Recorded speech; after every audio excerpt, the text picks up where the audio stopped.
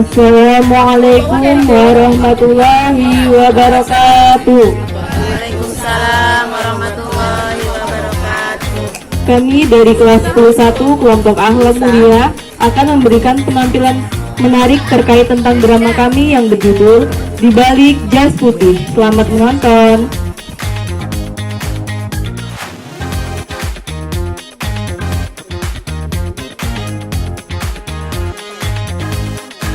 Milka, Ica, Vino, dan Raka adalah anak koas di Rumah Sakit Maryland Medical Center tahun pertama. Vino adalah anak koas yang bau wangi. Terdapat mitos yang beredar di kalangan medis bahwa anak koas yang bau busuk dapat menarik pasien.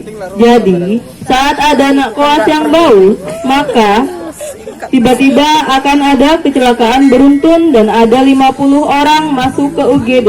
Sedangkan jika ada anak koas wangi yang bertugas, maka tidak akan ramai pasien, tentram, aman, damai, sentosa. Ica disebut sebagai iblis bau karena ia mencetak rekor jumlah pasien UGD sebanyak 158 pasien per 24 jam. Sedangkan Vino disebut raja iblis bau busuk. Pasalnya, dia mampu mencetak rekor jumlah pasien UGD 196 pasien per 24 jam. Beginilah hari-hari yang dilalui oleh 4 serangkaian anak kelas, Raka, Vino, Ica, dan Milka. Banyak lika-liku yang mereka alami dalam perjalanannya menjadi dokter profesional. Sebelum melakukan aktivitas, pada pagi hari, semua kelas di-briefing oleh dokter pembimbing. Hal ini dilakukan untuk memberikan arahan mengenai penanganan pasien. Di ruang rapat, Profesor Bima dan Dr. Risma memberikan arahan kepada para dokter kelas.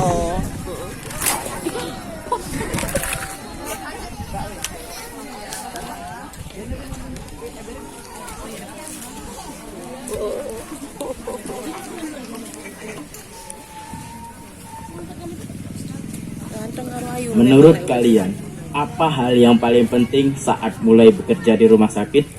Coba Raka. Tidur yang cukup, Dok. Jawaban macam apa itu? Coba Ica. Belajar dan cari pengalaman sebanyak-banyaknya. Boleh sih, tapi ada yang lebih penting. Coba Vino. Yang penting cepat lulus, Dok. Coba dengarkan. Kalian masih koas, udah sarjana kedokteran, tapi belum jadi dokter sepenuhnya. Saya tidak peduli sepintar apapun kalian waktu kuliah. Soalnya, percuma kalian pintar, tapi attitude kalian nol. Di tengah-tengah Profesor Bima memberikan pengarahan kepada para dokter koas, tiba-tiba pintu ruang rapat terbuka.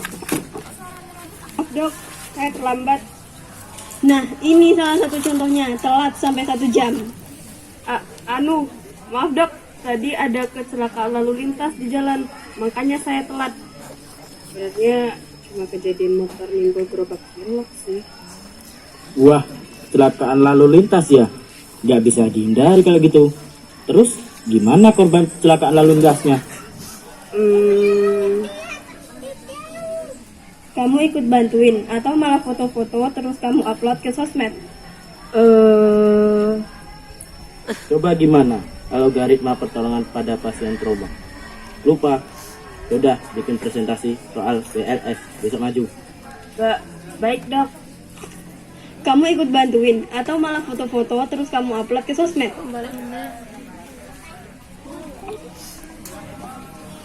Setelah 30 menit mendengarkan dokter tetap dan senior memberikan pengarahan, Milka dan teman-teman dokter koasnya keluar dari ruangan.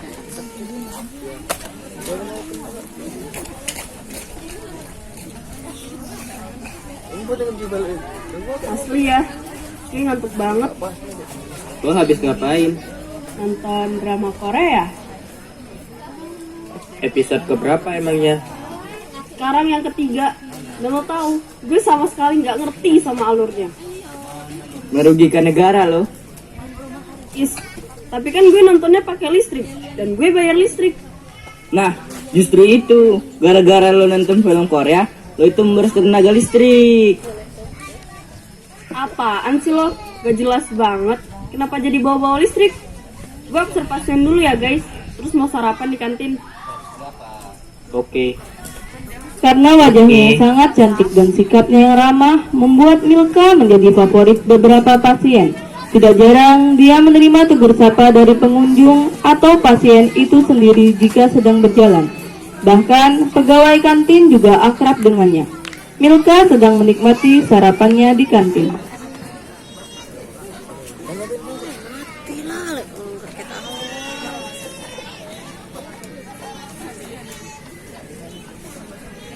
Milka, lo harus tahu. Ya, lo ngomong sekali aja. Gue nggak tuli. Abisnya gue excited banget. Lo tahu. Dean, dokter taman muda itu senyum ke gue.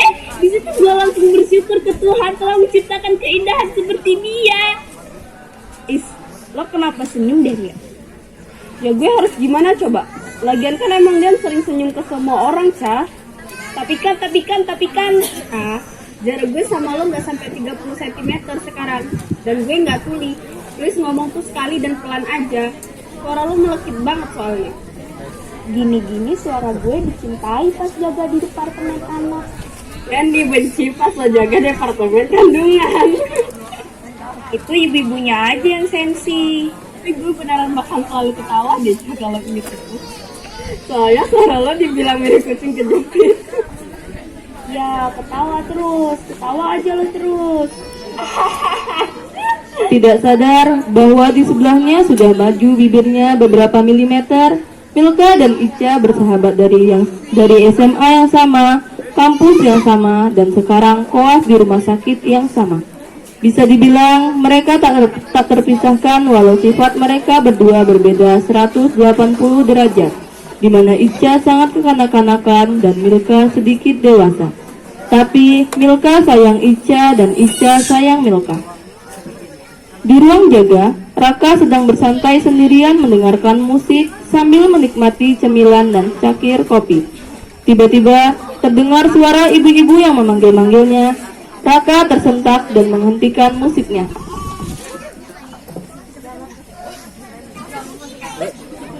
Profesornya cuti konsisten. Profesor.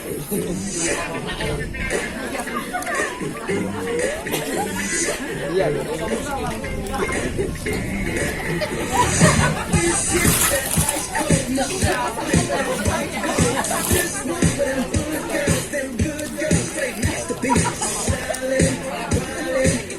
Dokter, tolong anak saya, Dok. Tolong anak saya sedang kritis. Anak ibu kenapa? Sesak, biru, dingin, kejang? Bukan, Dok, anak saya itu. Bukan, Dok, anak saya itu. Infusnya hampir habis, Dok. Setelah saya periksa, anak ibu tidak apa-apa. Lain kali, jika infusnya hampir habis, tidak usah panik ya, Bu. Oh, alhamdulillah kalau gitu, Dok. Soalnya kalau saya lihat di sinetron, pas pemeran jahatnya matiin infus, pemeran baiknya langsung sekarat, Dok. Abis itu ada adegan dokternya pakai alat setrum jantung. Saya takut anak saya disetrum juga, Dok. Jika membunuh orang segampang itu, sudah banyak korban jiwa, Bu. Dan untuk menggunakan mesin kejut jantung itu hanya dalam keadaan tertentu saja. Lagian kenapa orang nggak sadar langsung setrum? Kiranya ngecas HP kali ya. Kalau begitu saya tinggal dulu ya, Bu. Baik, Dok, terima kasih.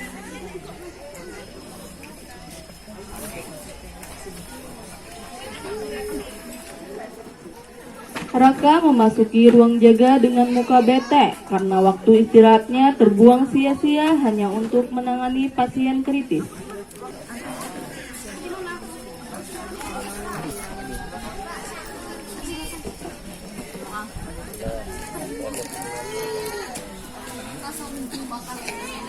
Kenapa lo, Kak? Biasa, habis tengok pasien. Kenapa dengan pasiennya? Kok muka lo gitu amat? Bukan sama pasiennya, tapi sama ibu pasiennya. Gue heran aja sama orang-orang yang bisa mudah dengan termakan adegan sinetron.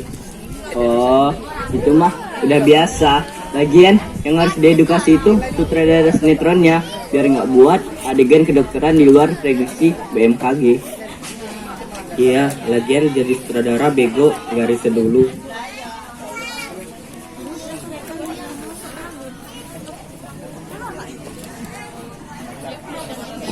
Di tengah-tengah perbincangan, tiba-tiba mereka mendengar suara isak tangis perempuan. Sontak, Raka dan Vino saling tatap-tatapan mengisyaratkan bahwa mereka sama-sama mendengar hal yang sama.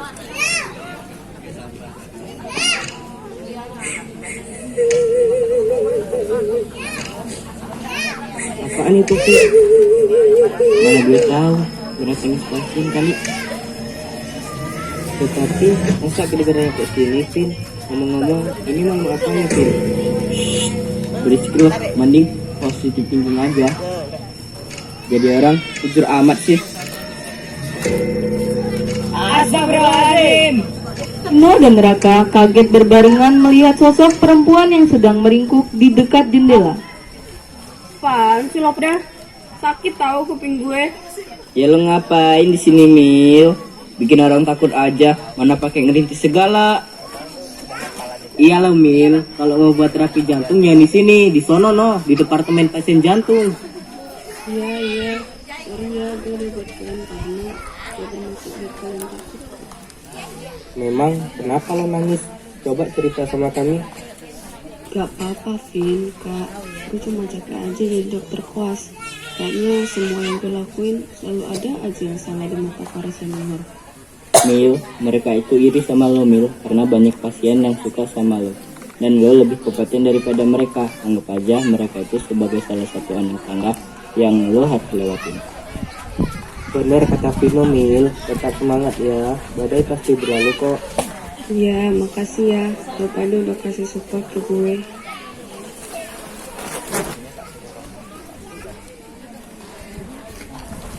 Suasana ruang istirahat cukup mencekam dan panas, karena semua dokter koas muda sedang berkumpul menggandakan undian jaga malam.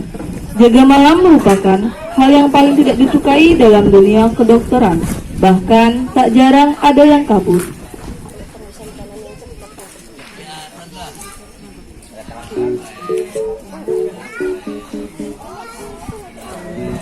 Gua nggak akan kalah kali ini. Bersiaplah kalian. Cih, jangan sombong dulu. Lo tidak akan mampu mengalahkan gua, kucing kecil. Kalian terlalu banyak bicara. Lebih baik segera kita mulai pertempuran ini. Bocah-bocah ini basa-basinya lama banget. Baru mantap. Bocah ini basa-basinya lama banget. Ayo kita mulai. Om Tim Parai, Om Gambreng. Masa gua kalah mulu? Bisa bego, pasti pertama keluarin punggung tangan terus, nggak pernah berubah dari dulu. Udah, Vin, jangan ngeledekin Ica terus. Udah tahu orangnya baperan. Tuh kan, udah mau mewek aja. Buset, cengeng amat nih bocah satu. Suara langkah kaki menuju ruang istirahat. Sedang apa kalian? Nggak lagi ngapa-ngapain kok, Dok. Nanti malam semua dokter koas diminta untuk visit bersama dengan Profesor Bima. Setelah itu presentasi hasil laporan masing-masing kasus. Baik, Dok.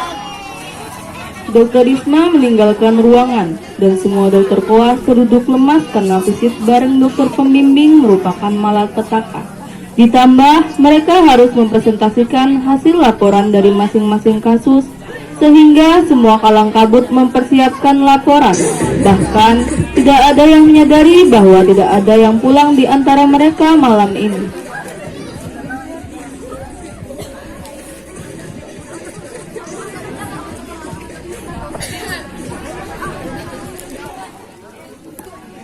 Semua dokter koas melakukan visit dengan Profesor Bima, dimulai dari pasien yang tidak terlalu kritis hingga ke pasien yang kronis. Dimulai dari anak-anak hingga dewasa, bahkan yang sudah sepuh. Tibalah di observasi pasien yang terakhir.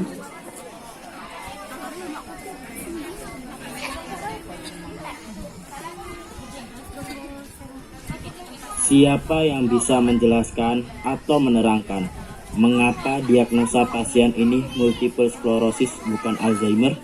Coba Vino.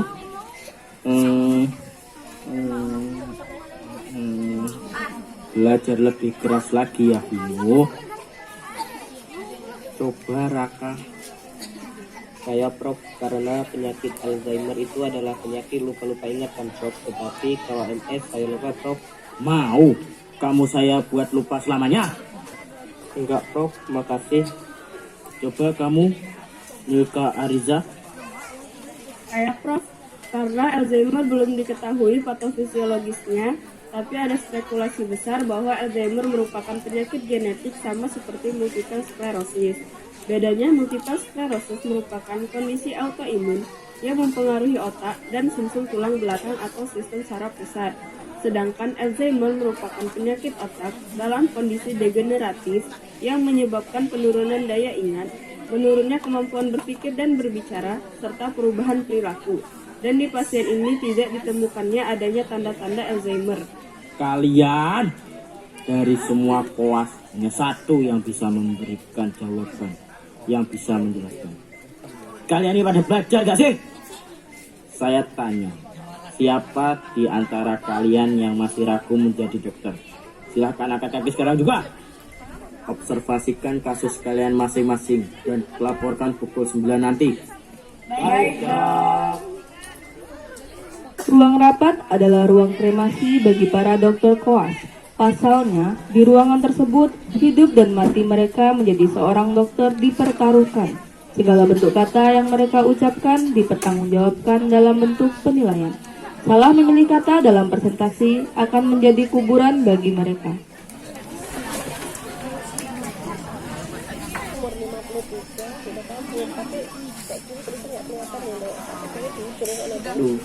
Polos nih perut gua. Bawa santai dan rileks aja, Vin. Jangan terlalu gugup. Anggap aja lagi presentasi zaman kuliah. Sudah mencoba merilekskan badan, tapi tetap aja bawaannya tegang Mil. Sini, gua ajarin, Vin. Tarik napas, hembuskan. Tarik napas lagi, tunggu sampai 10 detik. Hembuskan. Oke, thank you guys. Udah jauh lebih baik.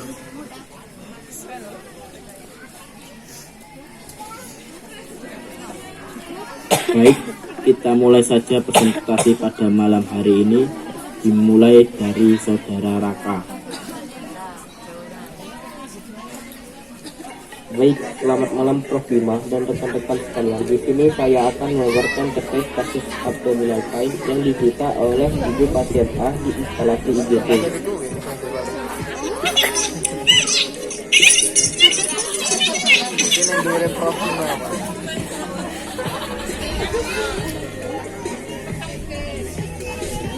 Oke, selanjutnya Ica Rahmawati.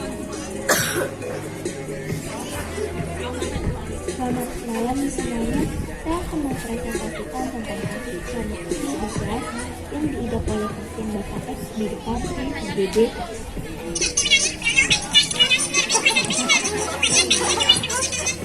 Good. Yang terakhir, Saudari Mika. Selamat malam, Profesor Bima, Dr. Bima, dan rekan-rekan semua. Kali ini saya akan memaparkan tentang kasus yang diderita oleh pasien P pada Departemen IGD, yaitu spinal cord injury. Pasien P mengalami kerusakan pada saraf tulang belakang atau saraf yang terletak pada ujung saluran kanan tulang belakang. Kerusakan tersebut mengaruhi proses saraf sensori, sehingga pasien kehilangan kendali terhadap proses tubuh yang berkaitan dengan kemampuan untuk merasakan, sulit menahan air kecil maupun besar, bahkan setelah melalui proses pemindaian konsentrasi terkompensasi dan penciptaan responsif. Pasien P kemungkinan besar akan sulit menjaga keseimbangan tubuh ketika berjalan. Lah, bagaimana cara penanganan yang tepat pada kasus tersebut? Penanganan pada kasus ini perlu memberikan tindakan fisioterapi, terapi bracing, dan karena kondisinya cukup parah, maka perlu diambil tindakan untuk operasi tulang belakang. Yakin penanganan tersebut tepat. Bagaimana jika setelah dioperasi timbul kelainan yang lain? Adapun pengobatan tersebut disesuaikan dengan tingkat keparahan dan usia penderitanya. Karena berhubung usia pasien di atas 40 tahun dan kondisi kasusnya cukup parah, maka sebelum dilakukan penanganan tersebut perlu diberikan obat pereda nyeri, suntikan kortikosteroid, serta prosedur fusi tulang belakang atau spinal fusion surgery sehingga tidak akan timbul efek samping pasca operasi. Oke, cukup. Lebih baik penyampaian dari yang sebelum-sebelumnya. Upload notifikasinya. Semua dokter koas keluar ruangan dan mereka merasa lega setelah penyampaian presentasi dan merasa beban berat yang ada di pundaknya seketika luruh dan bisa bernapas lega. Di tengah-tengah perjalanan menuju ruang istirahat, mereka berpapasan dengan dokter koas senior. Mereka adalah para dokter koas yang selalu melimpahkan tanggung jawabnya ke juniornya.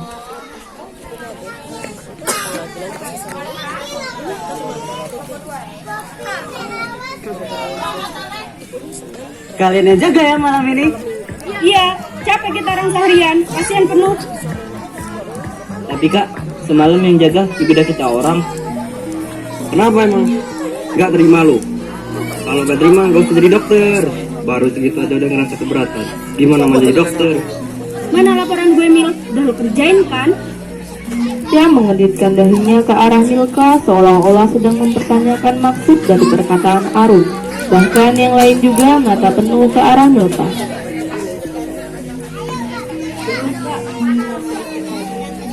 Gimana sih lo? Katanya lo pinter. Ngerjain laporan gue aja gak kelar-kelar.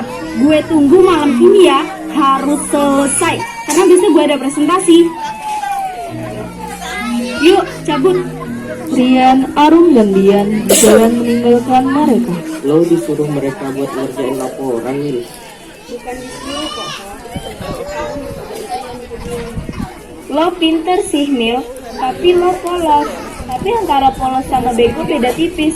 Kenapa lo mau, Milka? Kan tinggal tolak aja. Ngomong aja kalau tugas lo juga banyak. Minggu lalu kayaknya lo dilimpahin kerjaan pasien akut abdomen, vomiting, dispepsia, dan COVID. Kemarin lo juga nangis gara-gara mereka, Mil.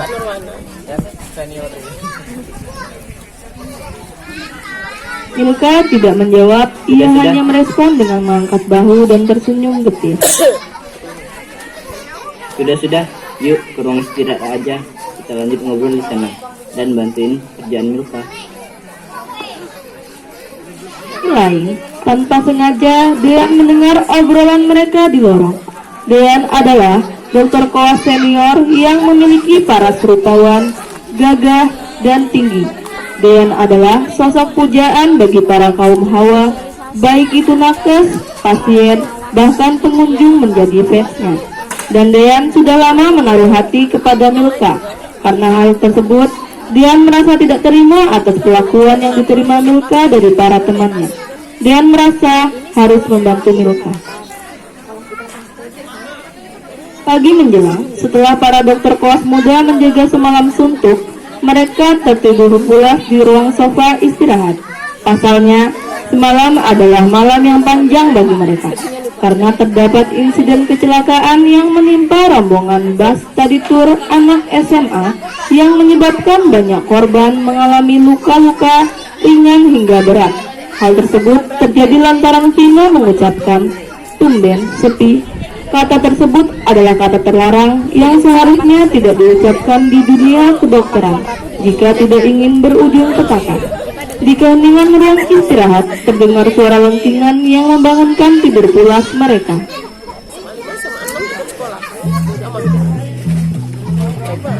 Udah pagi, molor aja kalian. Ini rumah sakit, bukan hotel. Laporan gue mana, Mil?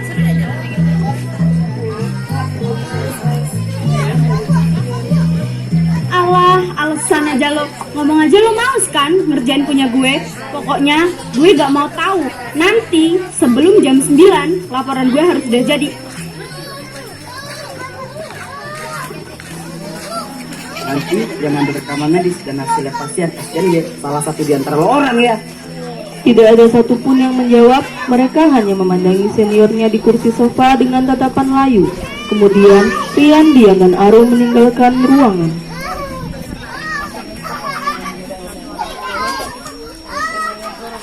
Guys, gue belum sanggup kalau harus keliling rumah sakit. Biar gue aja sekalian mau cari udara segar. Kalian bantu Milka aja. Oke, makasih Raka. Koas melakukan semua pekerjaan yang diperintahkan oleh siapapun, mulai dari memeriksa tanda vital pasien, membantu ibu perawat mengganti popok, spray, muntahan pasien, bahkan menjadi kurir yang melakukan antar jemput rekam medis dan hasil lab pasien ke semua bagian rumah sakit. Tak peduli tengah malam atau bahkan dokter koas mulai sakit perut, pokoknya wajib dilaksanakan. Kadang-kadang dalam sehari seorang dokter koas mengelilingi rumah sakit yang luasnya hingga ribuan meter persegi puluhan kali demi menyelesaikan tugas kurir ini.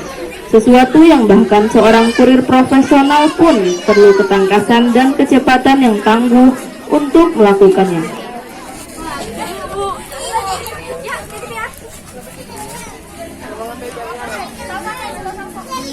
Selamat pagi menjelang siang Profesor Bima, Dr. Risma, dan rekan-rekan semua. Baik, tanpa memperpanjang waktu, di sini saya akan memaparkan hasil observasi dari kasus pasien D yang mengalami kronik kipnidisia. Penyakit ini memiliki perkembangan yang sangat lambat. Oleh karena itu, perlu perawatan yang tepat agar penyakit ini tidak memburuk. Kondisi pasien saat ini mengalami infeksi ginjal, batuk ginjal, dan glomerulonefritis. Bagaimana penanganan yang tepat pada kasus tersebut? Saat ini tidak ada obat untuk CKD, tetapi ada beberapa langkah yang dapat diambil untuk memperlambat kerusakan ginjal, yaitu dengan perawatan seperti dialisis dan transplantasi ginjal. Termasuk stadium berapa kasus tersebut dan berapa tingkat GFR-nya.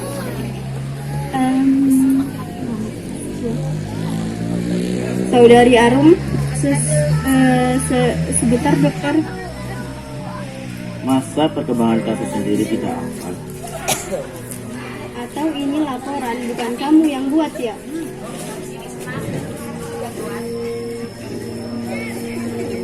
Maaf Profesor Bima dan Dr. Risma, saya menyela.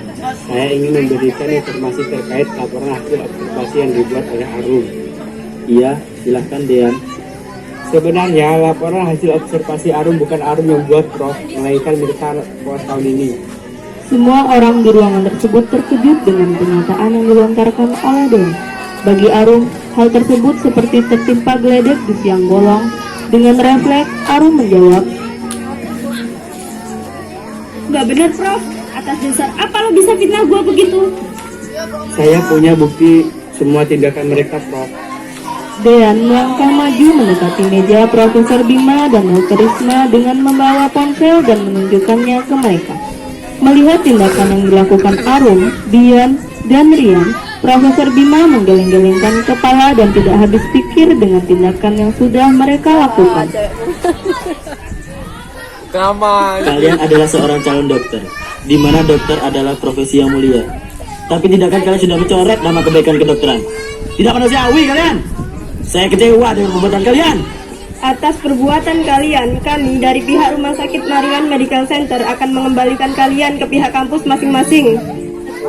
Tapi Prof, dokter, kasih kami kesempatan untuk memperbaikinya. Iya, Prof. Arum, Rian, dan Dian memohon-mohon kepada Profesor Bima dan Dr. Risma. Akan tetapi, keputusan beliau sudah bulat. Atas perbuatan yang sudah mereka lakukan, mereka dikembalikan ke pihak kampus masing-masing. Bahkan pihak kampus juga memberikan sanksi tegas kepada mereka. Hal tersebut juga terjadi karena mencoreng nama baik kampus.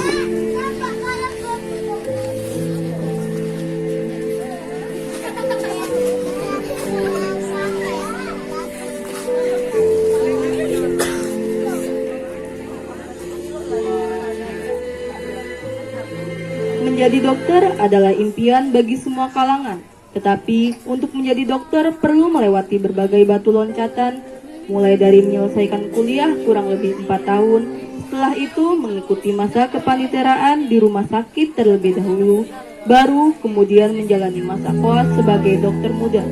Tidak jarang, pada masa koas, dokter muda mengalami tekanan beban kerja, tekanan mental, tekanan kesehatan, bahkan ada yang mengalami perundungan. Di balik jas putih, ada hati yang terus berjuang, bukan hanya melawan penyakit, tetapi juga melawan rintangan dan rasa ragu. Bullying bisa terjadi di mana saja, bahkan di kalangan profesional sekalipun. Namun, dengan keberanian dan dukungan, setiap orang bisa mengatasi tekanan dan meraih mimpinya. Demikian penampilan dari kami akhiri. Wassalamualaikum warahmatullahi wabarakatuh.